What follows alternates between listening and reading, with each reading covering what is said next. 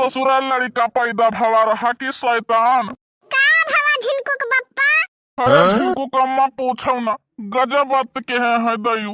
बताओ ले हाल, पूछो ना तो कहबो पूछत नहीं है, अब पूछत है तो बतावत नहीं है।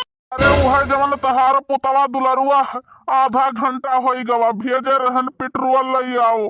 वो ससुरा गवा है 1 लीटर के दारू लई आवा।